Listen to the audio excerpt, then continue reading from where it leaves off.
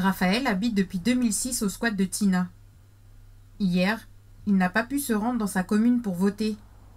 Même si cela l'attriste, cela n'a rien changé à ses habitudes. Moi, je suis arrivé à 4 h du matin. J'ai fait ma prière jusqu'à 5 h. À 6 h, j'ai lu ma Bible. Pour moi, la vie continue. Indépendance ou pas indépendance, on continue. Moi, j'ai réveillé ce matin, c'est vrai, tranquille. Je suis dans la paix, voilà. Le soleil se lève, se couche, le vent souffle, les oiseaux chantent, la nature est là. On continue à vivre. Preuve que rien n'a changé, Raphaël retrouve les galères du quotidien.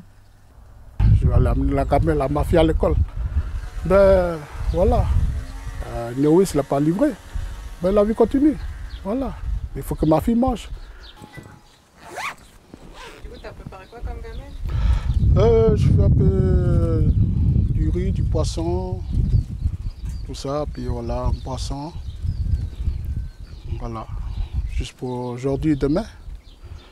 Et jeudi, ils auront la gamelle à la cantine. J'espère. Voilà. Raphaël fait partie d'une association de le squat où il réside et il compte bien continuer à mener des projets. 1, 2, 3, 4.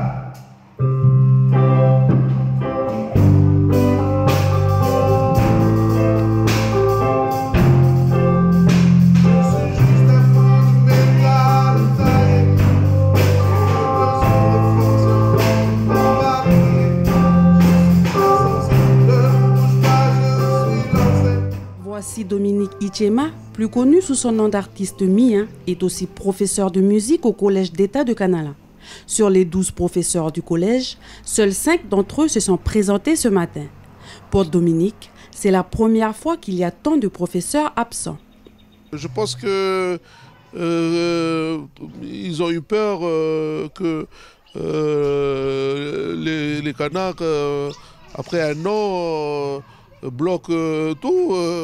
Peut-être aussi qu'ils ont entendu à Moravel les 7 voitures brûlées et puis font l'amalgame. Moi, j'ai entendu M. Roguamitan dire le lundi, tout le monde reprend normalement les cours. Je fais ce qu'il faut faire. J'arrive en cours. C'est calme. Par contre, il y a beaucoup de professeurs qui ne sont pas venus.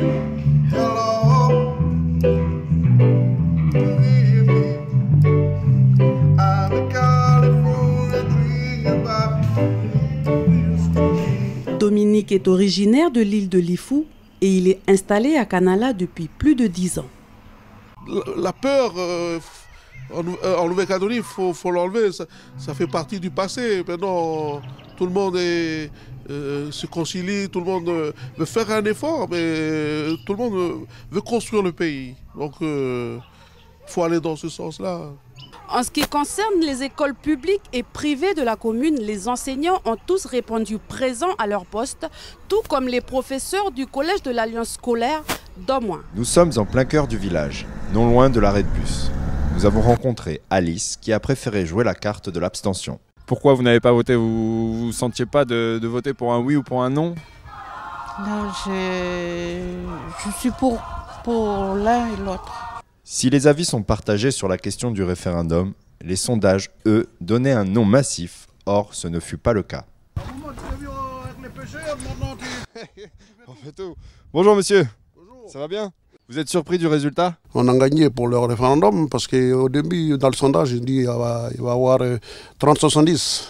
Marc Dépôt, ça a été loupé. Vous êtes surpris du résultat? Dans certaines communes, oui. Non. Non, pas du tout. Non, pas vraiment. Non. Je suis un tout petit peu surpris quand même, c'est la participation du peuple kanak. Voilà. Ils se sont mobilisés. Et il y a beaucoup encore qui n'ont pas voté. Donc voilà. Et peut-être c'est ces voix-là qui vont compter plus tard. Finalement, le score était plus serré que prévu. Dommage qu'il y ait quand même des événements sur Nouméa. C'est dommage de mettre le feu à des voitures, saccager des lycées. Voilà. C'est ce genre de réaction qui est vraiment pitoyable. L'accord de Nouméa prévoyait qu'en cas de non, un deuxième, puis un troisième référendum en 2020 et 2022 seraient organisés. Est-ce que vous pensez qu'il faudrait un nouveau référendum? Je sais pas. Non. Et à mon avis, non. Pour ma part, non. Non. Bah, ça c'est sûr, les accords, c'est les accords. Hein. Ça va pas changer, ça. Ça c'est écrit, fallait suivre. On va suivre les accords. Hein. Après, voilà, c'est handicapant pour l'économie du territoire de se reposer la question dans 2 ans, puis encore dans 4 ans. C'est vrai qu'économiquement, c'est pas le top. Mais bon, voilà, les accords sont là, on va les respecter, on va aller jusqu'au bout, on va reposer la question dans 2 ans, et puis on va faire avec. Hein. Et du coup, il faut un nouveau référendum? C'est pas qu'il faut, mais c'est parce que c'est écrit dans les accords, tout simplement. Et après, ça dépend de nos politiciens, nos responsables politiques. C'est à eux après de trouver un consensus pour nous, le peuple. Nous, on n'est que du peuple. Et on est là pour écouter et on suit le travail, surtout qu'on vit dans la paix. Comment s'organise le jour d'après? Nous pourrions dire comme un lundi. La vie suit son cours, on continue? En tout cas, aujourd'hui, la vie, elle continue. Il faudra toujours aller au magasin, aller payer encore des factures et tout le bordel. Là. Que ce soit le oui ou que ce soit le non, on est condamné à vivre ensemble. Et on vivra toujours ensemble. Jean-Robert, on viendra essayer un burger la prochaine fois. Merci pour tout. Voilà. Merci bien. Bonne journée.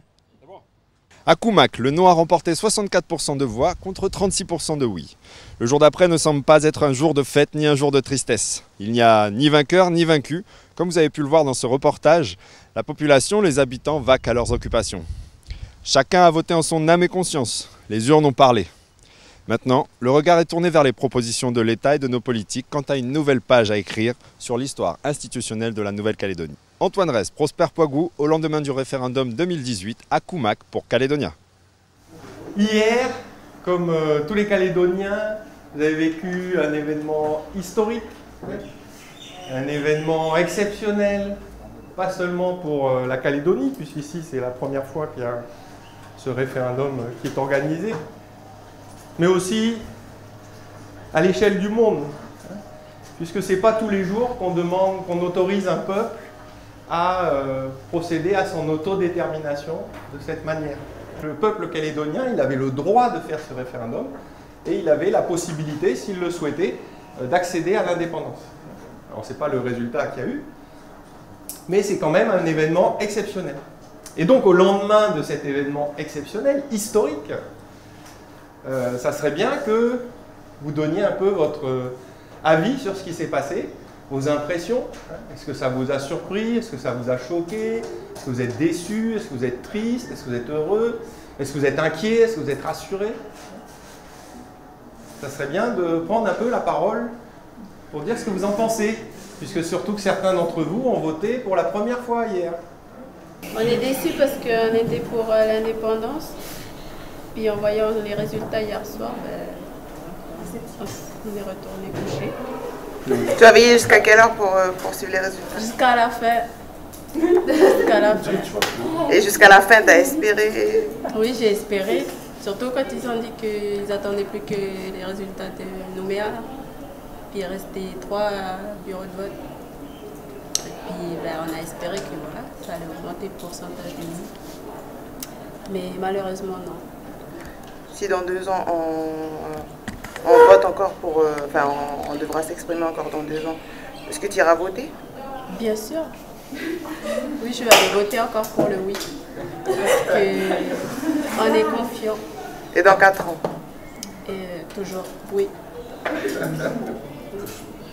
Il faut se battre pour le pays. Puis il y a beaucoup de gens qui étaient perdus aussi, qui ne savaient pas s'il fallait voter oui, il fallait voter non, par rapport à leur pays, mais par rapport aussi à l'avenir du pays avec la France, par rapport à l'argent. En fait, on était un peu perdus. Peut-être que s'il y a un deuxième référendum, il faudrait faire encore plus de campagne pour savoir ce qui se passe après qu'on ait voté. Et puis qui c'est qui a triomphé surtout là? Qui c'est qui a gagné dans cette histoire où tout le monde a pu s'exprimer, donner son avis directement? C'est les participants, c'est la démocratie qui a gagné en Calédonie. C'est que les gens, au lieu de discuter sur des barrages en s'envoyant des cailloux, ils ont discuté dans un bulletin de vote en mettant un petit bout de papier dans l'urne. C'est quand même une meilleure façon de faire avancer les choses. Vous trouvez pas? Voilà. Donc ça, c'est une nouveauté ici en Calédonie.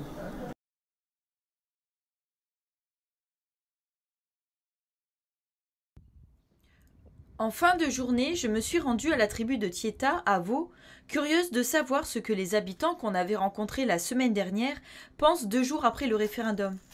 Une tribu où la plupart des habitants ont voté oui. Malgré la déception face à la victoire du non, l'espoir et la détermination sont toujours là. Après, le plus gros travail, c'est à la maison, quoi. Il y a ceux qui sont inscrits, mais c'est toujours pareil. Il y a ceux qui sont inscrits, ils ne vont pas voter. Malheureux. Déjà, on va faire dire un grand merci pour les électeurs, parce qu'il y a eu quand même une forte mobilisation par rapport à 2014. C'est déjà une chose de positif. Mais ça ne veut pas dire qu'il y a encore il y a plus de travail, quoi. Il y a encore du travail à faire. Parce que là, on voit encore que l'abstention, c'est encore un problème. Voilà, comme on a déjà dit, on avait fait déjà des tournées pendant des mois partout, dans les tribus et partout, des meetings, mais justement pour essayer de mobiliser, quoi. Et du coup, comment c'est l'ambiance un peu à la tribu? Ça n'a pas changé? L'ambiance à la tribu actuellement, c'est le sujet de discussion de tout le monde. Des jeunes, on fait un peu le bilan du référendum. Voilà. Non, c'est par le dialogue, le combat, c'est par le dialogue. Pour Patrick, c'est la déception qui domine. Le courage, parce que le non l'a remporté, sinon, content quand même, parce qu'il y a une grande mobilisation pour le vote. C'est vrai que c'est notre arme aussi pour notre indépendance, voter. Je veux dire, les mentalités des gens aussi, ils ont évolué. Nous, les Kanaks, on a eu le droit en 1942 de voter, de décider pour notre pays. Avant, on ne décidait pas pour notre pays. Enfin, c'est malheureux de dire le passé, mais il faut le dire aussi, pour justement se projeter vers l'avant. Voilà. Je veux dire à ces gens-là, levez-vous, allez voter. Allez vous exprimer. Allez vous exprimer. Eux aussi, c'est une voix, ça. Donc allez-y. Il y en a encore 2 ans, réfléchissez bien.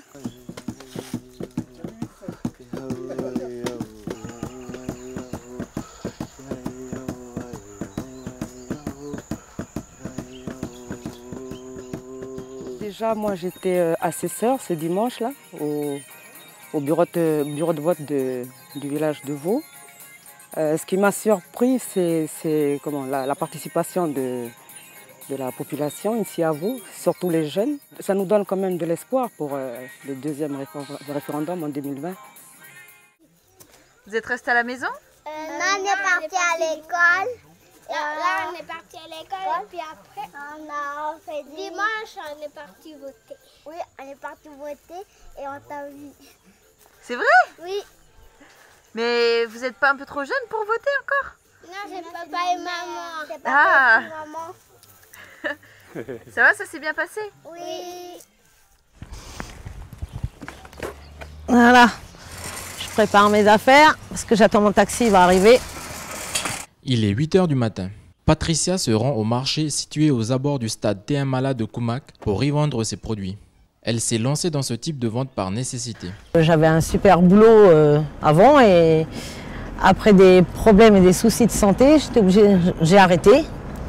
Et pour continuer à vivre et pouvoir manger correctement déjà et même s'habiller, je suis obligée de faire mes petites ventes en bordure de route. Mais c'est plaisant, on rencontre pas mal de monde. Au stade, les autres vendeurs sont déjà là. Le chapiteau est déjà installé. Chacun place sa table et ses produits. L'équipe est rodée. L'installation ne dure que 10 minutes. Tout est prêt pour accueillir les clients. Alors pour notre petite vente au bord de la route, on ne peut pas le faire le jour même parce que sinon on arriverait trop tard sur le bord de la route. Donc on les prépare souvent 2 ou 3 jours à l'avance. Pour certains produits, juste la veille. Moi, je prends que des fruits sur les marchés.